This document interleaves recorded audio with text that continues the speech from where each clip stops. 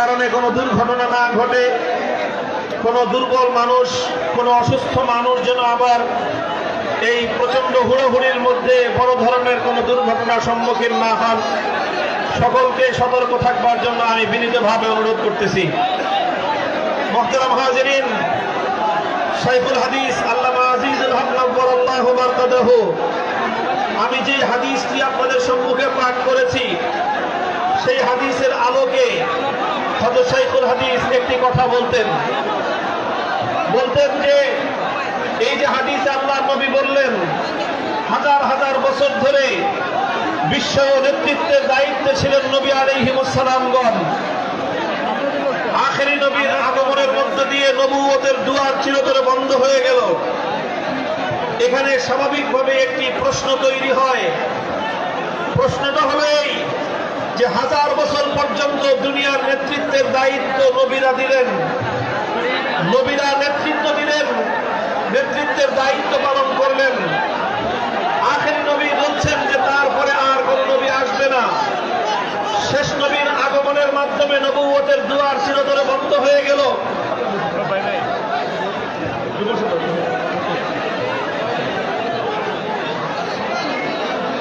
প্রশ্ন তৈরি হয়, শেষ নবীর পরে কিয়ামত পর্যন্ত দুনিয়া আরো অনেক দিন টিকে থাকবে। ইতিমধ্যে ১৫০০ বছর অতিক্রান্ত হয়েছে, আরো কতদিন পর্যন্ত দুনিয়া টিকে থাকবে সেটা একমাত্র আলিমুল গায়ব আল্লাহই জানেন। পূর্ববর্তী হাদিস থেকে প্রমাণ হয় এই জগতে নেতৃত্বের দায়িত্ব ছিল নবীদের কাঁধে। শেষ নবীর আগমনের মাধ্যমে, খাতামুল আম্বিয়ার আগমনের মাধ্যমে নবুয়তের দুয়ার চিরতরে বন্ধ হয়ে গেল।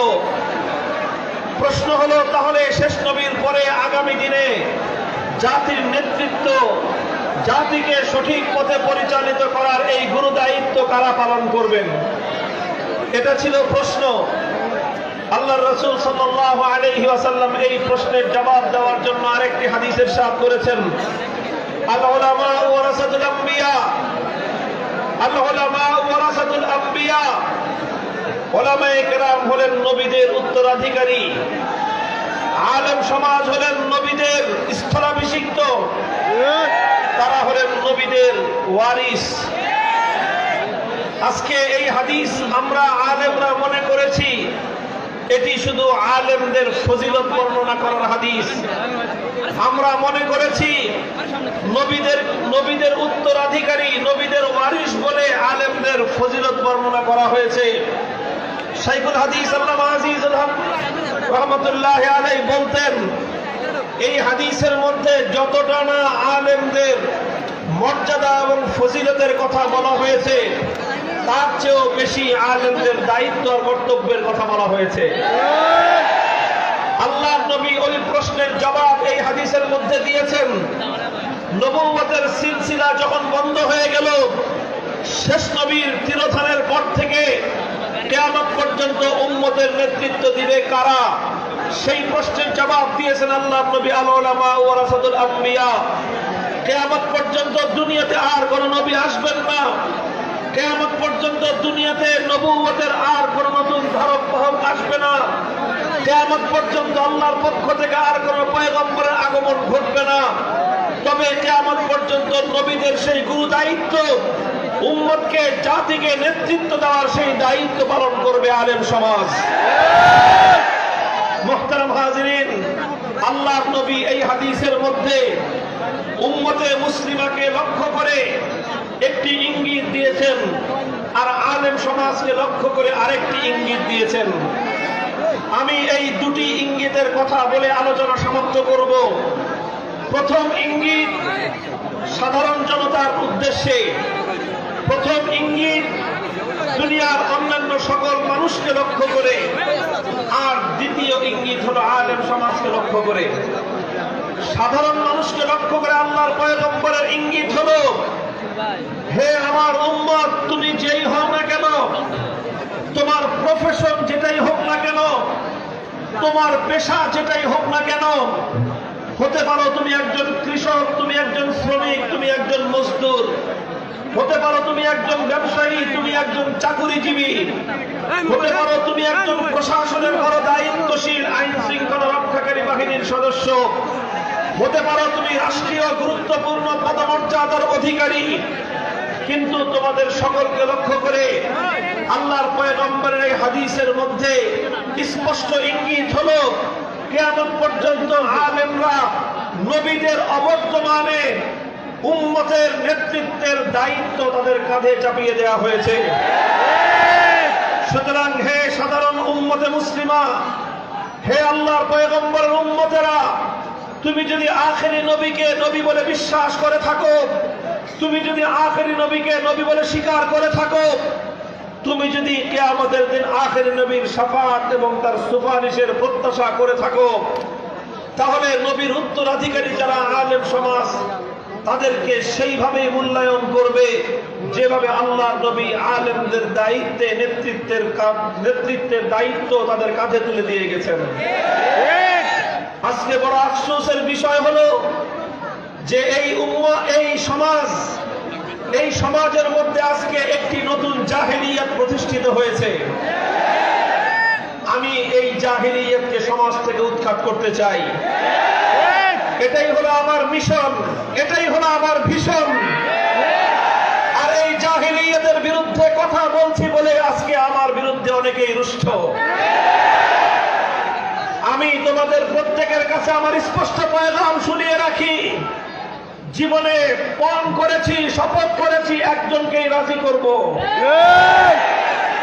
একজনকে কেবল রাজি করার শপথ করেছি, যাকে রাজি করবার পণ করেছি, শপথ করেছি, তিনি হলেন আরশের মালিক রব্বুল আলামিন। তাকে রাজি করতে গিয়ে যা বলতে হয় তাই বলবো, তাকে রাজি করতে গিয়ে যা করতে হয় তাই করব। আমার কথায় যদি কেউ নারাজ হোক, আমার কথায় যদি কেউ অসন্তুষ্ট হোক, স্পষ্ট পয়গাম, আরশের মালিক রব্বুল ইজ্জতকে নারাজ করে অন্য কাউকে সন্তুষ্ট করা আমাদের পক্ষে সম্ভব নয়। কাজেই তোমাদের কাছে একই পয়গাম আমাদের, সাধারণ মানুষ উম্মতের আলেমকে ঠিক সেভাবেই ট্রিট করতে হবে, উম্মতের আলেমদেরকে সেভাবেই মূল্যায়ন করতে হবে। আমি বারবার আজ এ কথাই বলছি, সারা বাংলাদেশে এ কথার আমি বারবার উচ্চারণ করছি, জাতির কর্ণকুহরে পয়গাম পৌঁছে দেওয়ার চেষ্টা করছি। সেটা হলো আজকের এই একবিংশ শতাব্দীর নতুন জাহেলিয়াত হলো যে আলেম সমাজকে যথাযথ মূল্যায়ন করতে প্রস্তুত নয়। কেউ আলেমদেরকে শুধুমাত্র মিলাদের হুজুর হিসাবে দেখতে চায়, কেউ আলেমদেরকে শুধু মসজিদের ইমাম হিসাবে দেখতে চায়, কেউ আলেমদেরকে শুধুমাত্র বিবাহ পড়ানোর কাজী হিসাবে দেখতে চায়, কেউ আলেমদেরকে শুধুমাত্র পিতামাতার মৃত্যুবার্ষিকীর খতমের মুনাজাতরত অবস্থায় দেখতে চায়। বেশির চেয়ে বেশি আলেমদেরকে মসজিদের মিম্বরে খুতবারত অবস্থায় দেখতে চায়। আবার সেই খুতবা কি হবে সেটাও তারা বলে দিতে চায়। স্পষ্ট কথা, ওলামায়ে কেরামের দায়িত্বে, ওলামায়ে কেরামের কাঁধে সমস্ত পয়গম্বরদের উত্তরাধিকারের লাঙলের জোয়ার তাদের হাতে তুলে দেওয়া হয়েছে। কাজেই আলেমদেরকে সেভাবেই মূল্যায়ন করতে হবে। আলেমদের হাতে আল্লাহর পয়গম্বর দেশ এবং জাতির নেতৃত্বের বোঝা চাপিয়ে দিয়ে গেছেন। এটা হলো উম্মত এবং সাধারণ আওয়ামুন নাস, সাধারণ মানুষকে লক্ষ্য করে আল্লাহর নবীর ইঙ্গিত। ওলামায়ে কেরামকে লক্ষ্য করে আল্লাহর পয়গম্বরের ইঙ্গিত হলো যে ওলামায়ে কেরামের উপর আল্লাহর আখেরি নবী আস্থা রেখে গেছেন। আল উলামা ওয়ারাসাতুল আম্বিয়া, এই কথা বলে নবীজি আলেম সমাজের উপর আস্থা রেখেছেন। কি আস্থা রেখেছেন? যে আমরা নবীরা চলে যাচ্ছি, কিয়ামত পর্যন্ত আর কোন নবী আসবে না, কিন্তু উম্মতের উলামায়ে কেরাম সেই নবুয়তের জিম্মাদারি সামাল দিবে। উম্মতের উলামায়ে কেরাম নবীদের উত্তরাধিকারী হিসেবে আল্লাহর দ্বীনের হাল ধরবে। আল্লাহর দ্বীন যখনই যেই তাকাজা এবং যেই দাবি পেশ করবে, উম্মতের উলামায়ে কেরাম সেই দাবি পূরণ করার জন্য তারা প্রস্তুত হয়ে যাবে। মুহতারাম হাজিরিন, এই অনুভূতি থেকেই আমরা কথা বলি এই অনুভূতি থেকে আমরা কথা চিৎকার করি, তোমরা কেউ আমাদের উপর আস্থা রাখতে পারো আর না পারো, আল্লাহ নবী আমাদের উপর যে আস্থা রেখে গেছেন, উম্মতের যে আমানত আমাদের কাছে তুলে দিয়ে গেছেন, সারা দুনিয়াকে আমরা নামাজ পড়তে পারি, সারা দুনিয়াকে আমরা বেপরোয়া করতে পারি, সারা দুনিয়াকে আমরা উপেক্ষা করতে পারি, কিন্তু আল্লাহ নবী আমাদের উপর যে আস্থা এবং বিশ্বাস রেখে গেছেন, জীবন দিয়ে হলেও সে আস্থার মর্যাদা আমরা রক্ষা করতে চাই।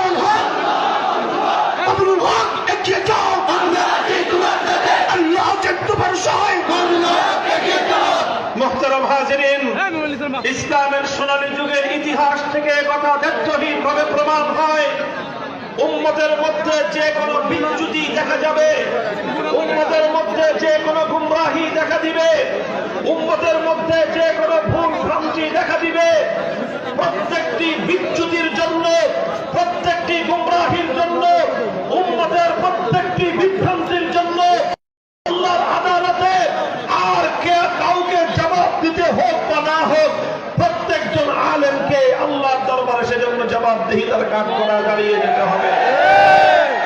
কাজে এই জন্য ওলামায়ে কেরাম যখনই উম্মতের মধ্যে কখনো বিচ্যুতি দেখেন, উম্মতের মধ্যে কোনো গুমরাহি বিস্তৃতি লাভ করতে দেখেন, উম্মতের মধ্যে জাতির মধ্যে যখনই দেখেন ইসলাম বিরোধী কোরআন বিরোধী কোন কার্যকলাপ পরিচালিত ঝুলতে হয়েছে, হকের ঝান্ডা সমুন্নত করতে গিয়ে কোন কোন নবীকে করাতের দ্বারা দ্বিখণ্ডিত করা হয়েছে, পয়গম্বর আলাইহিস সালাতু ওয়াস সালামগণ করাতের আঘাতে দ্বিখণ্ডিত হয়েছেন, ফাঁসি কাষ্ঠে ঝুলে মৃত্যুকে বরণ করেছেন,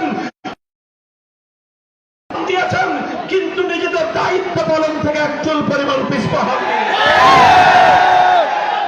মুহতারাম হাজিরিন, হযরতে উলামায়ে কেরাম, হাদিসের ব্যাখ্যাকারগণ হাদিসের স্পষ্ট ব্যাখ্যা লিখেছেন। যুগে যুগে সর্বযুগেই আলেমদের মধ্যে তিনটি শ্রেণী হয়। কয় শ্রেণী? আলেমদের মধ্যে তিন শ্রেণী হয়। উলামায়ে কেরাম ত্যাগ আর কোরবানির নজরানা পেশ করেছেন, ইতিহাস প্রমাণ। আর এভাবেই ফিতনা নির্মূল করতে গিয়ে, উম্মতের মধ্যে হকের ঝান্ডা সমুন্নত করতে গিয়ে কখনো ইমামে আজম আবু হানিফাকে সময়ের অত্যাচারী শাসকের জিন্দানখানায় বন্দী হতে হয়েছে, বিষ প্রয়োগ করে শাহাদাতের মৃত্যুর দিকে তাকে ঠেলে দেওয়া হয়েছে। ইমামে মালিক সময়ের অত্যাচারী শাসকের দ্বারা নিগৃহীত হতে হয়েছে।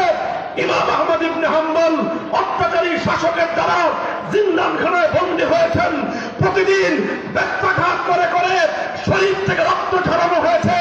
মুহাদ্দিস আযম সুফিয়ান সাউরি হকের ঝান্ডা সমুন্নত করতে গিয়ে দেশ ছাড়তে হয়েছে, দেশান্তরিত হতে হয়েছে।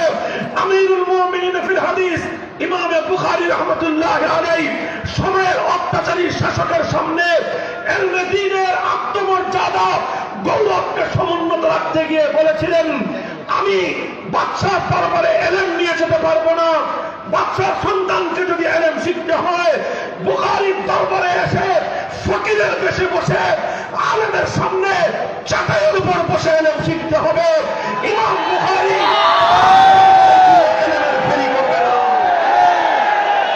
ইমাম বুখারীকে দেশ ছাড়তে হয়েছিল, বুখারা সমরকান্দাকে ছাড়তে হয়েছিল। সেই খাদ্দান নামক এক নিভৃত পল্লীতে গিয়ে জীবনের শেষ সময়টুকু অতিক্রম করে প্রিয় মাওলার সান্নিধ্যে চলে গিয়েছিলেন। ইমাম ইবনে তাইমিয়া হকের ঝান্ডা সমুন্নত করতে গিয়ে জুলুম স্বীকার করতে হয়েছে। আস্তে আস্তে শাইখুল হিন্দ মাহমুদ হাসান দেওবন্দি রহমতুল্লাহ আলাইহি হকের ঝান্ডা সমুন্নত করতে গিয়ে মাল্টার আন্দামান দ্বীপে তাকে কারাগার নির্যাতন ভোগ করতে হয়েছে। শাইখুল ইসলাম হুসাইন আহমদ মাদানী রহমতুল্লাহ আলাইহি হকের সঙ্গে থাকার জন্য, হকের পক্ষে থাকার জন্য কারা নির্যাতন ভোগ করতে হয়েছে।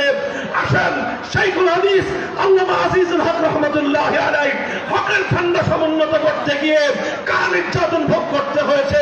বীর মুজাহিদ প্রিন্সিপাল আল্লামা হাবিবুর রহমান হক এবং হক্কানিয়াতের পক্ষে থাকতে গিয়ে তাকে বৃদ্ধ বয়সে, তাকে অসুস্থ অবস্থায় নির্মম নির্যাতন ভোগ করতে হয়েছে। আজকের শাইখুল হাদিস আল্লামা জুনায়েদ বাবুনগরী জীবনের ঝুঁকি নিয়ে হকের ঠান্ডা সমুন্নত করতে গিয়ে আল্লাহর নবীর ইজ্জতের হেফাজতের জন্য কারাগারের অন্ধকার প্রকোষ্ঠে তাকে দিন অতিবাহিত করতে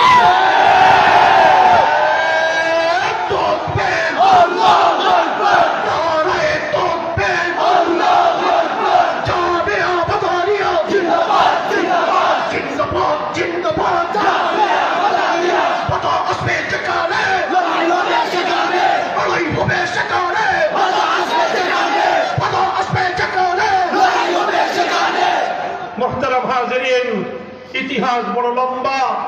সেই প্রথম যুগ থেকে শুরু হয়েছে, বর্তমান যুগ পর্যন্ত আলেমদের এই ধারা অব্যাহত আছে না নাই? এবং ইনশাআল্লাহ লা তাযালু তাইফাতুম মিন উম্মতি মানসুরিনা আলাল হক লা ইয়াদুররুহুম মান খাযালাহুম হাত্তা ইয়াতিয়া আমরুল্লাহ। আমার নবী ভবিষ্যৎবাণী করে গেছেন, এরকম কিছু মানুষ মাথা উঁচু করে তারা দাঁড়িয়ে থাকবে, মাথা উঁচু করে তারা হকের ঝান্ডাকে সমুন্নত করবে। তাদের পাওয়ার পয়গাম একটাই থাকবে, কল্লা কাটতে পারো কিন্তু পাগড়ি নিতে পারবে না। শির দেগা নাহি দেগা মামা। এটা হলো উম্মতের ওলামায়ে কেরামের একটা শ্রেণী। ওলামায়ে কেরামের মধ্যে দ্বিতীয় আরেকটা শ্রেণী হবে এমন, তারাও সর্বযুগে থাকবে। তাদের পরিচয় কি? তাদের পরিচয় হলো তারা যা বলবে হক কথা বলবে, তারা যা বলবে হক কথা বলবে, বাতিল কোনো কথা তারা বলবে না, বলবে সব হক কথা, তবে সব হক কথা তারা বলবে না। যা বলবে হক বলবে, কিন্তু সব হক, কিছু কিছু হক তারা বলবেন না, কারণ বলতে গেলে জীবনের ঝুঁকি আসবে। এই জন্য জীবন রক্ষার তাগিদে, আত্মরক্ষার জন্য তারা কিছু কিছু হক কথা নীরবে থাকবেন, উচ্চারণ করবেন না, হকের কথা বুকের মধ্যে চাপা দিয়ে রাখবেন। তারা জনসম্মুখে হকের সেই তিক্ত কথাগুলো উচ্চারণ তারা করবে না। তবে তবে তারা কখনোই বাতিলের সাথে আপোষও করবে না, তারা বাতিলের সাথে হাত মেলাবে না, তারা পেছন দিয়ে ইসলামের পিঠে চুরিকাঘাত করবে না, গাদ্দারি আর বিশ্বাসঘাতকতা তারা করবে না। তবে তারা ঝুঁকিও নেবে না, গাদ্দারিও করবে না, আবার ঝুঁকিও নেবে না। তারা ওই সমস্ত হক কথাগুলো বলবে যেই সমস্ত হক কথা বললে কোনো সমস্যা নেই, আর যেই হক কথা বললে ঝুঁকি আসবে, সমস্যা আসবে, সেই হক কথাগুলো তারা এড়িয়ে যাবে। এটা হবে উম্মতের আলেমদের ম্যাক্সিমাম লোকজন। এরাও হক্কানি ধারার। এদের প্রথম পরিচয় হলো তারা কোনো বাতিলের সঙ্গে আপোষ করবে না, কোনো বাতিলের পক্ষ নিবে না, কোনো বাতিলকে সহযোগিতা করবে না, হকের পক্ষে থাকবে। তবে সব হক কথা মানুষের সামনে বলতে না পারলে কি হবে? শেষ রজনীতে আল্লাহর দরবারে দাঁড়িয়ে আল্লাহ পাক রব্বুল আলামিনের কাছে তারা চোখের পানি ছেড়ে দিয়ে সেই হকের কথাগুলো আল্লাহর কাছে বলবে, আর নিজের অক্ষমতার জন্য আল্লাহর কাছে ক্ষমা প্রার্থনা করবে। আর যারা হকের কথাগুলো উচ্চ কণ্ঠে উচ্চারণ করছে তাদের জন্য আল্লাহর দরবারে ফরিয়াদ করবে। এটা হলো উম্মতের উলামায়ে কেরামের দ্বিতীয় শ্রেণী। আর এই শ্রেণীর আলেম হবে কিয়ামত পর্যন্ত সবচেয়ে বেশি। আলহামদুলিল্লাহ, এই প্রথম শ্রেণী আর দ্বিতীয় শ্রেণী উভয় শ্রেণীর আলেমরাই হকপন্থী। আর ৩ নম্বর আরেকটা শ্রেণী যুগে যুগে হবে, তাদের কথাও হাদিসের ব্যাখ্যায় সমস্ত শরাহগুলোর মধ্যে শারহিনে কেরাম, হাদিস ব্যাখ্যাতাগণ বলেছেন তৃতীয় আরেকটি শ্রেণী হবে, তাদের নামও হবে আলেম, তাদের লেবাস সুরত হবে আলেমদের মতো। তবে তাদের পরিচয় কি, তাদের বৈশিষ্ট্য কি? তারা হলো আল্লাহর নবীর ভাষায় উলামা উজ্জামানিহিম শাররু মান তাহতা আদিমিস সামা। তারা হবে আসমানের নিচে জমিনের উপর সবচেয়ে নিকৃষ্টতম প্রাণী। এরা কারা? এরা হলো উলামায়ে সু, এরা হলো দরবারি আলেম। এরা কারা? এদের পরিচয় হলো ইয়াশতারুনা বিআয়াতিল্লাহি সামানান কালিলা। এরা দুনিয়ার সামান্য স্বার্থ উদ্ধার করবার জন্য আল্লাহর দ্বীনকে বিক্রি করবে। দুনিয়ার সামান্য স্বার্থ উদ্ধার করবার জন্য বাতিলের সঙ্গে আপোষ করবে। দুনিয়ার সামান্য স্বার্থ উদ্ধার করবার জন্য অত্যাচারীদেরকে উস্কানি দিবে। এরা দুনিয়ার সামান্য স্বার্থ উদ্ধার করবার জন্য আল্লাহর দ্বীনের স্বার্থকে জলাঞ্জলি দিবে। এইরকম কিছু আলেম নামধারী, এই ধরনের কিছু আলেম নামধারী দরবারি লোকজন এরাও কিয়ামত পর্যন্ত থাকবে। এই সকল আলেমদের হাত থেকে আল্লাহ পাক আমাদেরকে হেফাজত করেন। মুহতারাম হাজিরিন, এরাই হলো সবচেয়ে বড় অনিষ্টর মূল। আমি সর্বশেষ যে দৃষ্টান্ত দিয়ে আলোচনা শেষ করতেছি, বাদশাহ আকবরের কথা আমরা জানি। আকবর দ্য গ্রেট 50 বছর শাসন করেছিল মোগল সাম্রাজ্যের।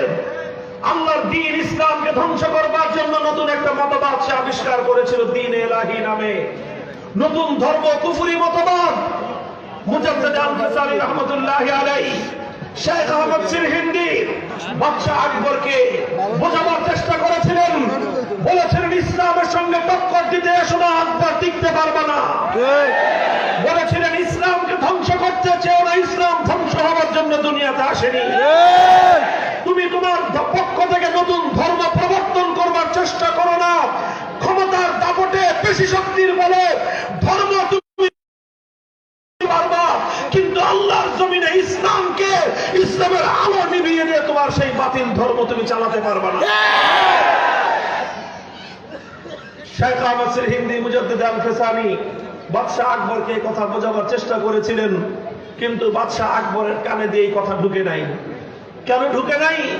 এজন্য শুধু বাদশাহ আকবর একা দায়ী নয়, এর জন্য বাদশাহ আকবর যতটা দায়ী তার চেয়ে বড় দায়ী ছিল দরবারিন।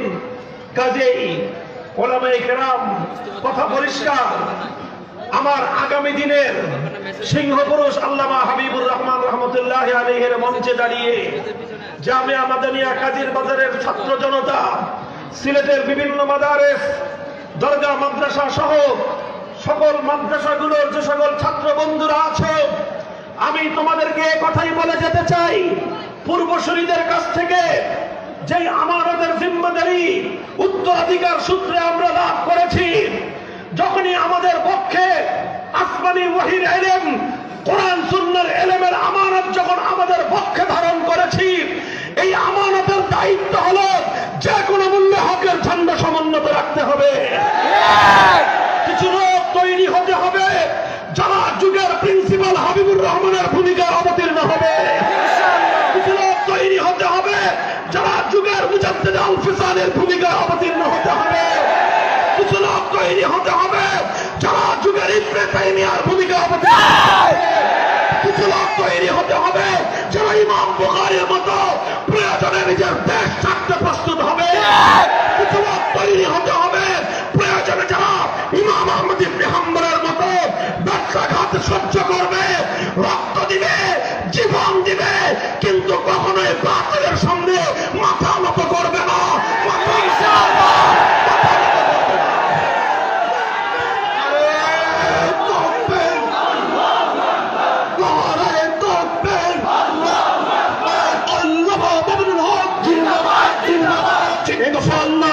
ইনশাআল্লাহ আমি স্বচক্ষে দেখেছি আল্লাহর নুসরত এবং গায়েবী মদদ আমি স্বচক্ষে প্রত্যক্ষ করেছি।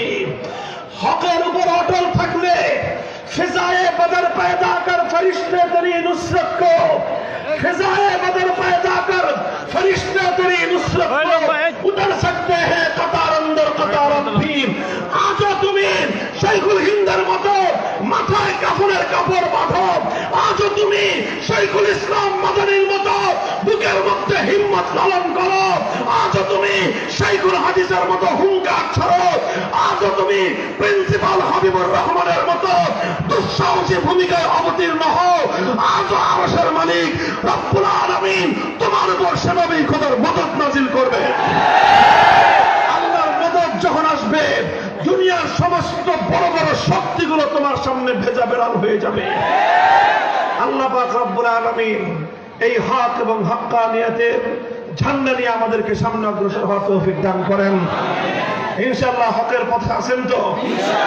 থাকবেন তো ইনশাআল্লাহ? এভাবেই জনতার যে বাঁধ ভাঙ্গা উচ্ছ্বাস টেকনাফ থেকে তেতুলিয়া আমরা দেখতে পাচ্ছি। এই জাতির তরুণ প্রজন্ম আজকে আলেমদের উপর আস্থা রাখতে শুরু করেছে। ইনশাআল্লাহ উলামায়ে কেরাম যদি এই আস্থার মর্যাদা দিতে জানে, আগামীর বাংলাদেশ হবে ইসলামের বাংলাদেশ। উলামায়ে কেরামের বাংলাদেশ ইনশাআল্লাহ। নাসরুম মিনাল্লাহি ওয়া ফাতহুন করিব। وآخر دعوانا الحمد لله رب العالمين. سبحان الله وبحمده سبحان الله العظيم. اللهم صل على محمد النبي الأمي وعلى آله وسلم تسليما. আল্লাহ মাহবুব রব্বুল আলামিন, হাজার হাজার জনতার এই বাঁধ ভাঙ্গা উচ্ছ্বাস আল্লাহ একমাত্র তোমার জন্য, তোমার দিনের ভালোবাসায় এই উচ্ছ্বাসকে তুমি কবুল করো।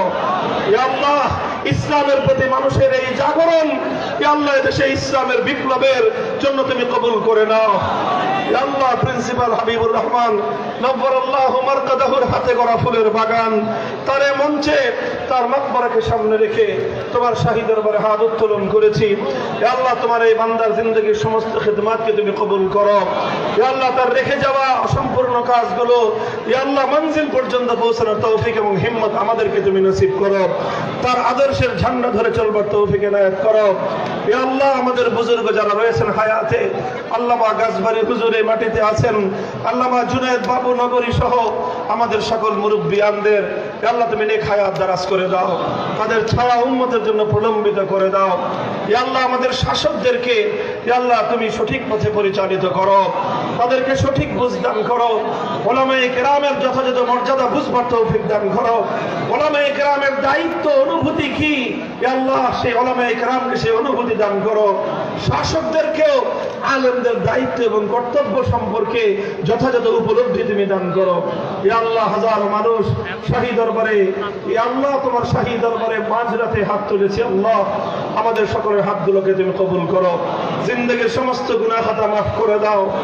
আল্লাহ এই জামিয়াকে তুমি কবুল করে নাও, তালিম তারবিয়াত তামির মালিয়াত সব দিক থেকে আল্লাহ তুমি তারাক্কি এবং উন্নতি নসিব করো। সমস্ত হাজাতগুলোকে গায়বের খাজানা থেকে পুরা করে দাও। ইয়া আল্লাহ হযরত প্রিন্সিপালের কবরকে তুমি জান্নাতের বাগান বানিয়ে দাও। ইয়া আল্লাহ আমাদের দোয়াকে কবুল করো। রব্বানা তাকাব্বাল মিন্না ইন্নাকা আনতাস সামিউল আলিম ওয়া তুব আলাইনা ইয়া মাওলানা ইন্নাকা আনতাত তাওয়াবুর রহিম।